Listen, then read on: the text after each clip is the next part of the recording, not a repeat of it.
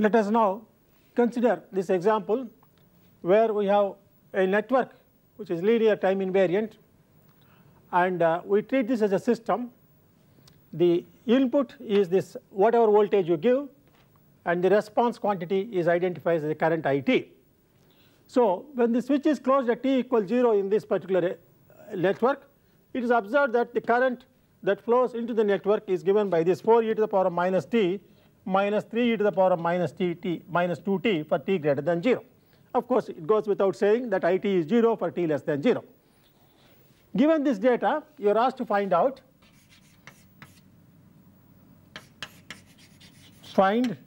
impulse response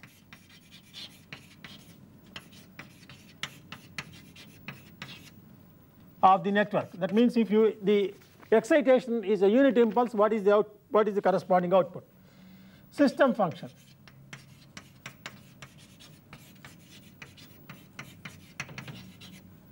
Taking the input voltage as the input and the resulting current as the output. C. Response to an input which is e to the power of minus 4t ut. D. Steady state response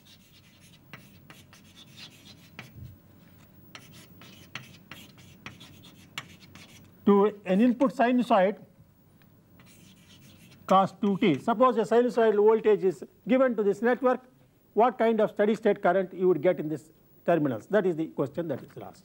So all these quantities are to be obtained. Now the input is 1 volt and the output is 4 e to the power of minus t 3 e to the power of minus 2t. Therefore the input Laplace transform is 1 volt.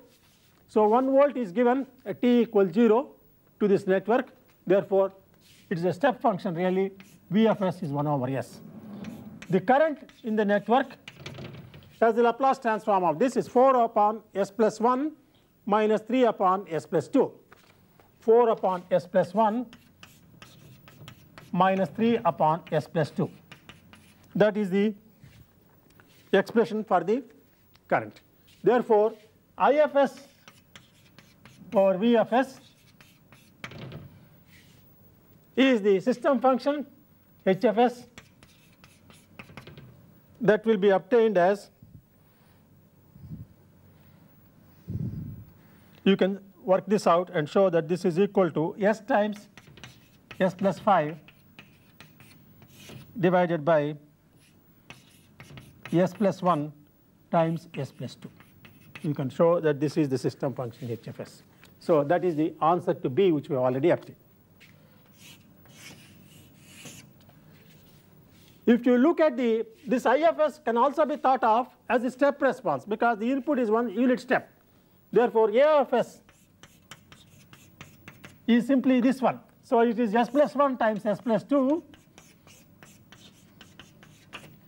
So 4s minus 3s is s, 8 minus 3, 5. So this is A of s. You can see that HFS is s times A of s. That is a result which we already know. Impulse response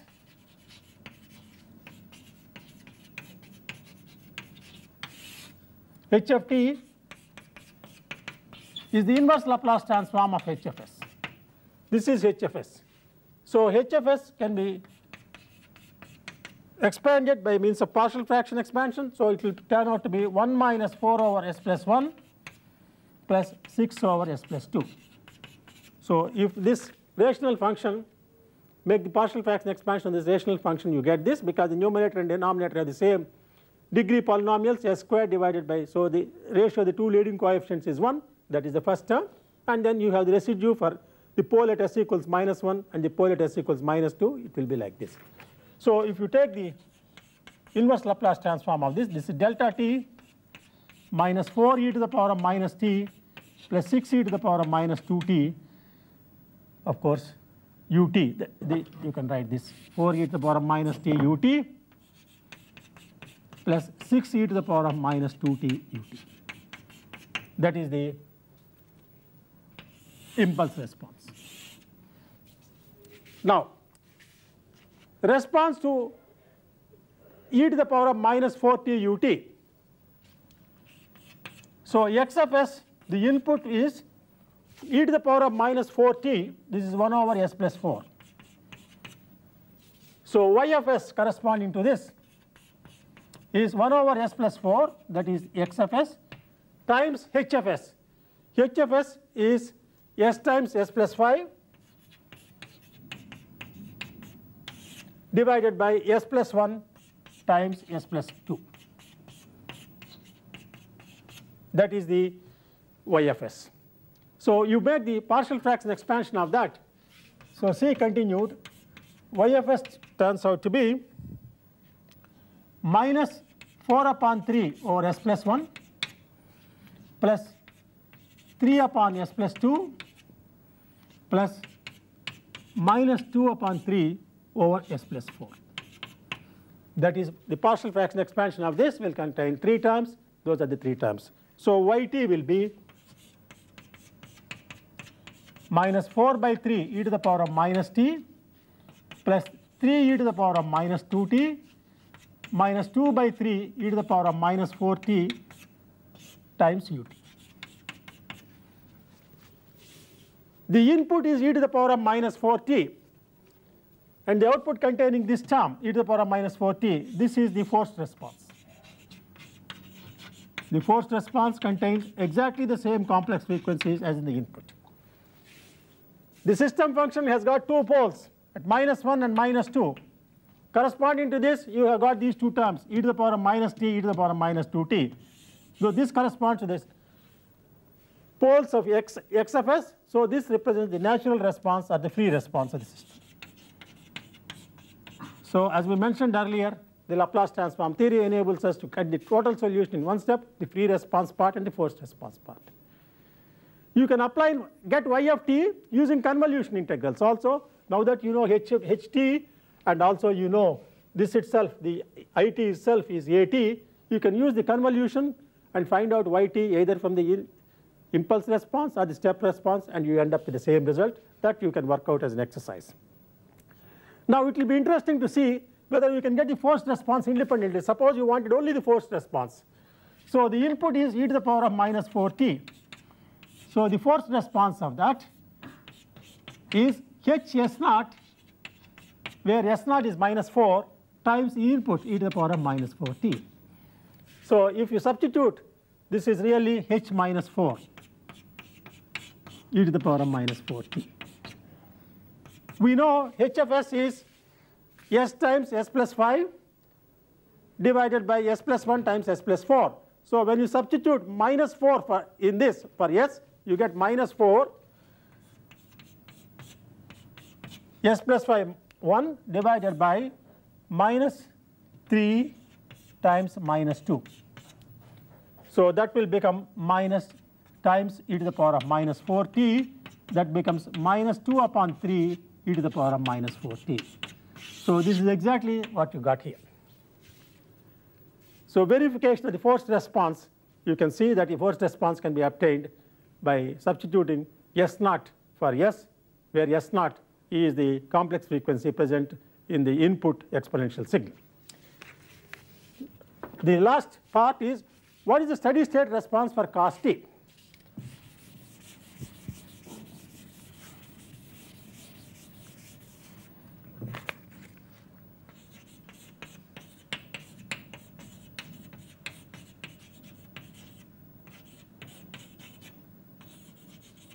Cos 2t. So, the sinusoid has an input sinusoid has a frequency 2. So, hj2 equals, our h of s is s times s plus 5 divided by s plus 1 times s plus 2, with the substitution s is equal to j2. So, when you substitute s equals j2 in this, you get j2 times 5 plus j2 divided by 1 plus j2 times 2 plus j2. If you simplify this, rationalize and simplify this, this will turn out to be approximately 1.7 at an angle of 3.4 degrees. So when you substitute this J2 for S and evaluate this, the frequency response function Hj2 turns out to be 1.7 times 3.4. So if cos 2t is the input, the steady state response of that will be 1.7. This is the magnitude of the frequency response function, cos 2t plus 3.4 degrees. So this frequency response function, it tells us how the amplitude of the sinusoid, how the phase of the sinusoid are modified in the as far as the steady state response is concerned. If it is sin 2t, it would still be 1.7 cos sin 2t plus 3.4 degrees. So this is how one can use the frequency response function to evaluate the steady state response with sinusoidal driving forces. In the course of the last four lectures, we have seen how the Laplace transform method can be profitably employed to solve for the transients in networks and systems. Taking the case of network transients, to be specific, we saw that in the Laplace transform method, how the governing equations for the network in question are formed in an algebraic form, either from the transformation of the differential equation or through the transform diagram, and how the response quantities, the Laplace transforms, the response quantities can be algebraically arrived at, and therefrom through the inverse transformation how the corresponding time functions can be found out. There is no algebra involved. Furthermore, there is no calculus involved, there is only algebra that is involved. Furthermore, the initial conditions are plugged into the formation of the algebraic equations even at the very beginning itself, and no separate evaluation of the arbitrary constants is called for, as we had in the case of differential equation approach. Perhaps the greatest difficulty in the solution of by the Laplace transform method lies in finding out the inverse transformation, particularly when the denominator polynomial is of a high order. Not only we have to find the residues for the various poles, but the determination of the poles itself will become tedious if the denominator polynomial is of high order.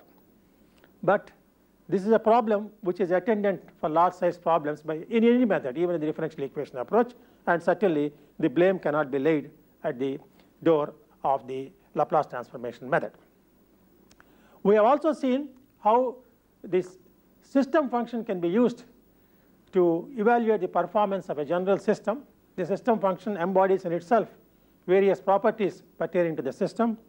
We can use the system function to find out the steady state response to an exponential input by mere substitution of the corresponding complex frequency in the for S in the HFS. We can see how the system function can be used to find out the impulse response. We can find out how the system function can be used to find out the step response, and how the system function is almost equivalent to the frequency response function. So the system function has a number of versatile properties which we have seen, and in a general situation we can see how the system, how we can, once we know the frequency response or the impulse response or the step response, we can find out the frequency response. Conversely, if you know the frequency response over a large entire range of frequencies, there are also methods available by means of which you can find out the transient response. In other words, in linear systems, if you know the transient response, by that I mean the response to a step input or an impulse input, we can find out the frequency response for any sinusoidal input, and vice versa. There are algebraic procedures and graphical procedures available where analytical expressions cannot be found out for either the frequency response or the transient response. After having said all this, the Laplace transformation method, we must also say, has some disadvantages. Certainly, it cannot be used for systems which are either nonlinear or time varying. Even for the simple case of the product of two time functions, the corresponding Laplace transform cannot be easily found out. It involves complex convolution. For other types of nonlinearities, it may even be difficult to find the Laplace transformation. Similarly, when you have a time varying situation, the convolution integral that we have talked about cannot be used in the same form. It becomes much more complex. So for the general nonlinear and time varying systems, Laplace transformation is almost useless. The differential equation is more fundamental, and perhaps it may furnish the only feasible method of solution in such situations, even though this may involve complicated calculations and perhaps even numerical methods for the solution. But then the differential equation method is more fundamental, and it can be used for a general situation, whereas the Laplace transform method cannot be used in such situations. So with that, we close our discussion of the application of Laplace transformation method to networks and systems, and now we will look at some problems which form an exercise on the topics that we have covered in the last 4 lectures. In the first 3 problems in this exercise, we find the transients in a circuit of the operation of certain switches. So we assume that in problems 1 to 3, assume that steady state conditions are reached before the operation of the switch S. So whether the switch S is opened or closed in the first 3 problems, we assume that before the operation of the switch, the conditions in the circuit have reached steady state. So that will enable us to find out the conditions at t equals 0 minus in the various circuits that we are going to investigate. First problem. So in this problem, you are having a 12 volts DC source connected to a circuit consisting of a 4 ohm resistor, 2 Henry inductor, a 2 farad capacitor in shunt, another 2 ohm resistor, and a 1 ohm resistor. Now this switch S is kept closed for a very, very long time till steady state is reached, and then it is opened at t equals 0. Now you are asked to find out the capacitor rate of change of capacitor voltage dVc dt, d squared Vc dt squared, the third derivative d cubed Vc dt cubed, not as a function of time, but all of them evaluated at t equals 0 plus. And how do you do this? Using Laplace transform method. So we are not interested in the time domain behavior of Vc or the derivatives. We are interested in the values of the first, second, and third derivatives of the Vc evaluated at t equals 0 plus. Now if we have to do this in the classical differential equation approach in time domain, it becomes a little tricky and complicated. But the Laplace transform method gives us a very simple way in which we can calculate this, and this problem illustrates the technique. So all you have to do is, using the t equals 0 minus conditions of Vc, set up the transform diagram for this and arrive at the expression for Vc of S, the Laplace transform of the capacitor voltage. Once you have the Laplace transform of the capacitor voltage, you can also find out the Laplace transform of the derivative of the capacitor voltage, the second derivative of the capacitor voltage, third derivative of the capacitor voltage, all in Laplace transform domain. But you don't have to find the inverse Laplace transform to evaluate Vc or Vc prime, Vc double prime, or Vc triple prime. Only once you have got the Laplace transforms of the respective quantities, you apply the initial value theorem and find out their values at t equals 0 plus. So this is an application of the initial value theorem. So as we said, the initial value theorem will always give you the t equals 0 plus values. So you have to apply that theorem and find out the respective values. You don't have to find the inverse Laplace transform of any one of these quantities. Second problem is this, in which we have a 2-loop circuit consisting of an inductor and a capacitor and so on. The switch is kept closed for a very, very long time. That enables you to find out the initial conditions with respect to the capacitor as well as the inductor, and you use them in the transform diagram. 4 volts, 1 ohm, 4 farads, 1 ohm, 4 henries, and you are asked to find Vc of t for t greater than or equal to 0.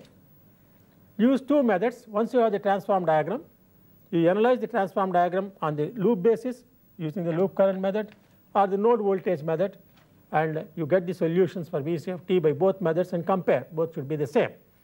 When you are using the node voltage method, as I mentioned, when you replace these initial conditions on the capacitor by means of an equivalent source, it is the voltage across those 2 nodes which represents the capacitor voltage in the transform domain. So you keep that in mind in calculating the capacitor voltage using the node voltage method.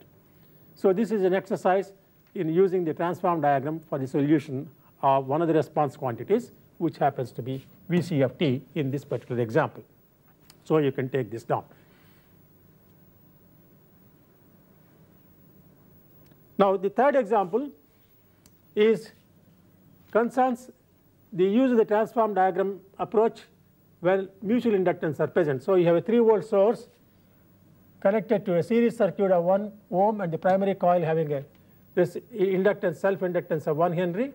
It is coupled to a secondary coil of 4 Henry self-inductance through a mutual inductance of 1 Henry.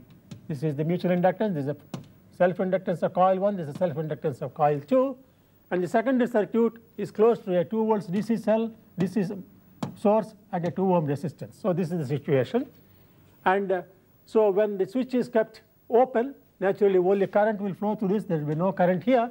So I20 minus you can find out and put appropriate initial conditions in the transform diagram. And once the switch is closed, of course this circuit is also completed. You have got a current here and a current there, and you write down the appropriate loop equations and solve for I2 of s. From that, find I2t for t greater than 0. So you have to use the replacement of initial conditions in coupled coils by equivalent sources. You can use either current sources or voltage sources and find out the appropriate solution.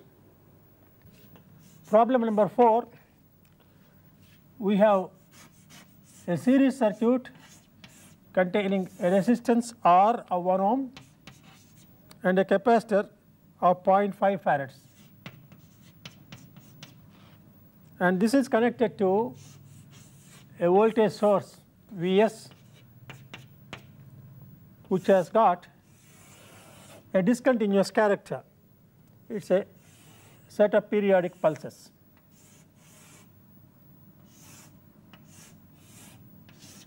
And so on and so forth. This is the variation of Vs. It has, the pulses have an amplitude of 10 volts. This is t in seconds. So it's a pulse frequency is 1 hertz and the pulse duration in each period is half a second, 3/2, 2 and so on and so forth, 2.5, etc., etc. So this is the VFS, and assume that if this is the capacitor voltage,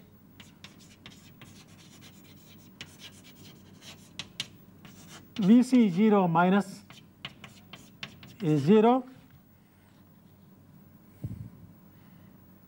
that is the pulse is applied at t equals 0, first pulse, at that time the capacitor voltage is 0. Now you are asked to find out the current.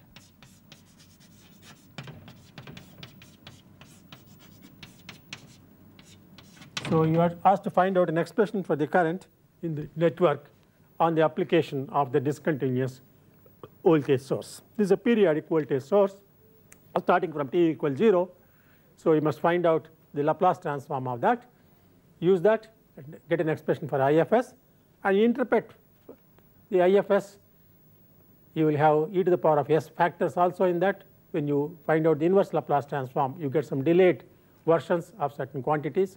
You interpret them suitably and give an expression for I of t in the final expression, in the final result. Fifth problem involves the application of some of the system concepts that we have been talking about. So let me write this down. The response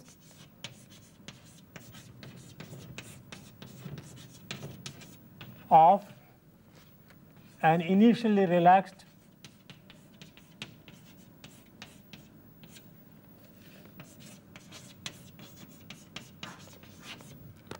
linear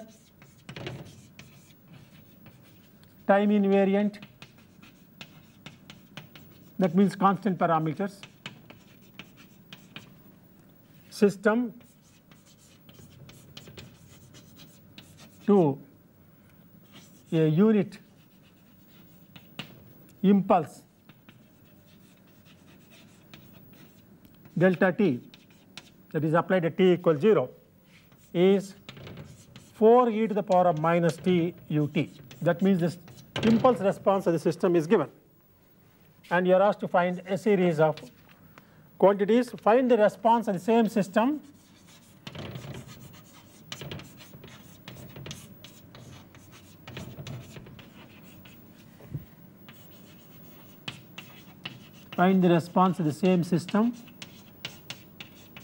that is once again assuming it to be initially relaxed to a unit step using time domain analysis.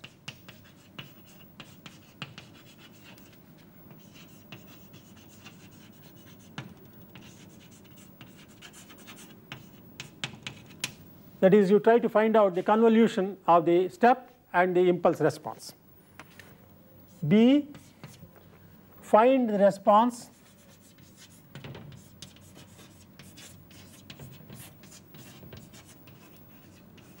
to e to the power of minus t ut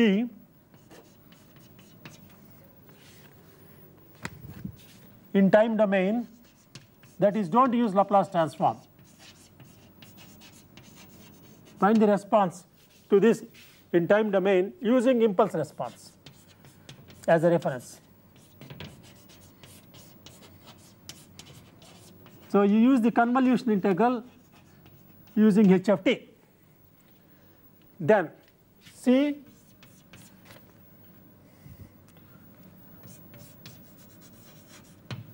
find the solution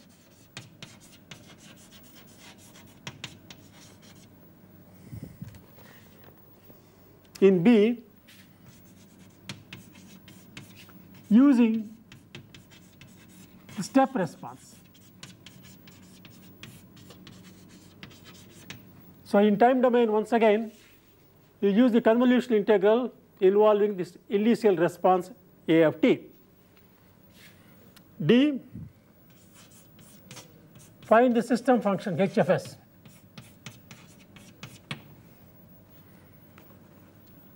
E, using the system function h of s, find the responses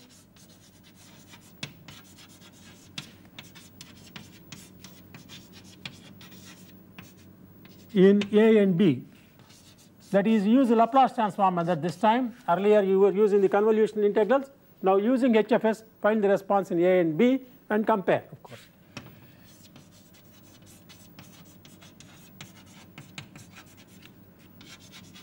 Compare with the earlier results.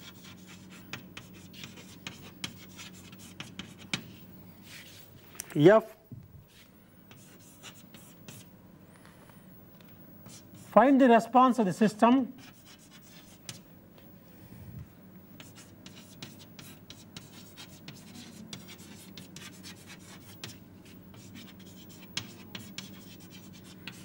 to an input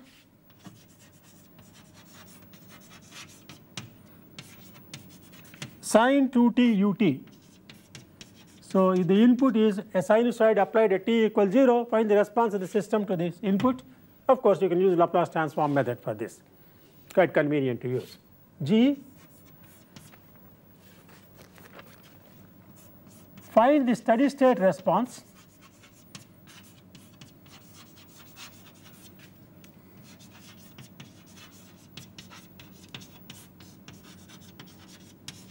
to this input sin 2t without using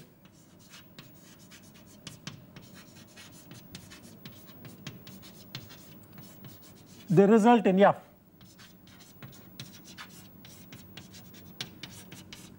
So you are asked to find out the forced response of the system sin 2t. The forced response is with an input sin 2t also happens to be a steady state response, because it's a steady, this sinusoid is a steady state, has a steady state characteristic.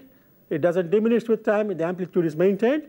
Therefore, the forced response to sin 2t is also the steady state response, and that portion of the total response that you obtained in F, you obtain independently using the frequency response function and compare with the result in F. That means whatever in the total response the particular portion corresponding to the steady state behavior must agree with this. Compare with the result in F. Then lastly,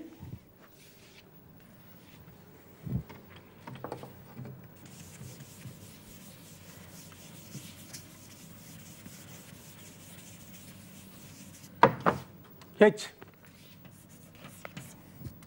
find the input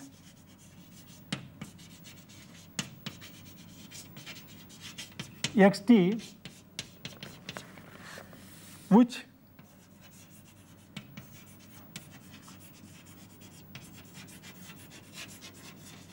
when applied to a system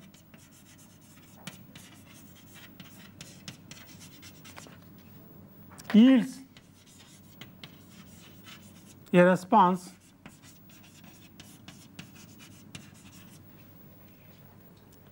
sin 2t ut. So what you want is